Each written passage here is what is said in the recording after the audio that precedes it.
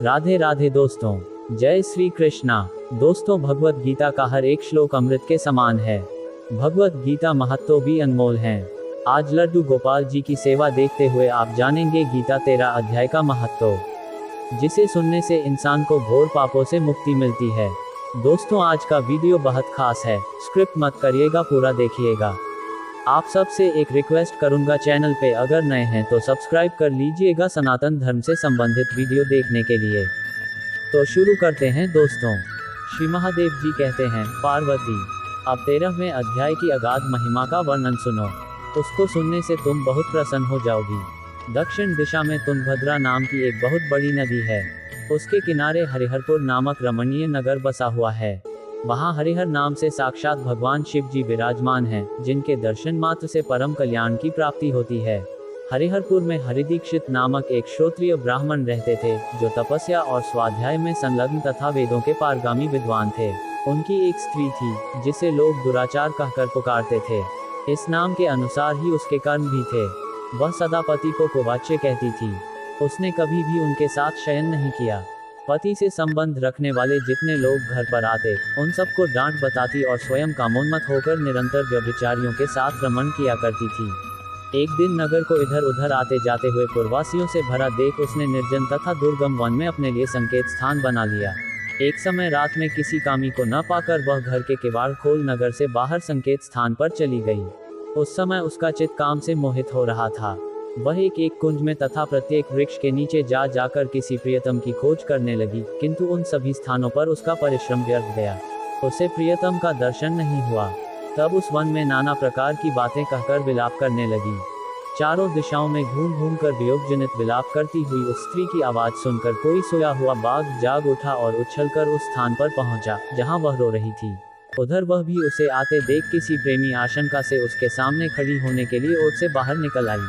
उस समय व्याघ्र ने आकर उसे नखरूपी बाणों के प्रहार से पृथ्वी पर गिरा दिया। इस अवस्था में भी वह कठोर वाणी में चिल्लाती हुई पूछ बैठी, अरे बाघ, तू किस लिए मुझे मारने को यहाँ आया है? पहले इन सारी बातों को बता दे, फिर मुझे मारना। उसकी यह बात सुनकर प्रचंड पराक्रमी व्याघ्र क्षण भर के लिए उसे अपना ग्रास बनाने से रुक गया और हंसता हुआ सा बोला, दक्षिण देश में मलापहा नामक एक नदी है। उसके तट पर मुनिपर्णा नगरी बसी हुई है। वहाँ पचलिंग नाम से प्रसिद्ध साक्षात भगवान शंकर निवास करते हैं। उसी नगरी में मैं ब्राह्मण कुमार होकर रहता था। नदी के किनारे अकेला बैठा रहता और जो यज्ञ के अधिकारी नहीं हैं, उन लोगों से भी यज्ञ कराकर उनका अन्न खाया करता था। इतना ही नहीं, धन के लोभ से मैं सदा अपने वेद पाठ के फल को बेचा करता था। मेरा लोभ यहाँ तक बढ़ गया था कि अन्य भिक्षुओं को गालियाँ देकर हटा देता और स्वयं दूसरों को नहीं देने योग्य धन भी बिना दिए ही हमेशा ले लिया करता था। ऋण लेने के बहाने मैं सब लोगों को छला करता था। तदनंतर कुछ काल व्यतीत होने पर मैं बूढ़ा हो गया। मेरे बाल सफेद हो गए, आंखों से सूझता न था और मुंह के सारे दांत गिर गए। इतने पर भी मेरी दान लेने की आदत नहीं छूटी। पर्व आने पर प्रतिग्रह के लोभ से मैं हाथ में कुश लिए तीर्थ के समीप चला जाया करता था। तत्पश्चात जब मेरे सारे अंग शिथिल हो गए, तब एक बार मैं कुछ धूर्त ब्राह्मणों के घर पर मांगने खाने के लिए गया। उसी समय मेरे पैर में कुत्ते ने काट दिया। तब मैं मूर्छित होकर क्षण भर में पृथ्वी पर गिर पड़ा। मेरे प्राण निकल गए। उसके बाद मैं इसी व्याघ्र योनि में उत्पन्न हुआ। तब से इस दुर्गम वन में रहता हूँ तथा अपने पूर्व पापों को याद करके कभी धर्मिष्ठ महात्मा, यति, साधु पुरुष तथा सती स्त्रियों को नहीं खाता। पापी, दुराचारी तथा कुलटा स्त्रियों को ही मैं अपना भक्ष्य बनाता हूँ। अतः कुलटा होने के कारण तू अवश्य ही मेरा ग्रास बनेगी। ये कहकर वह अपने कठोर नखों से उसके शरीर के टुकड़े टुकड़े करके खा गया।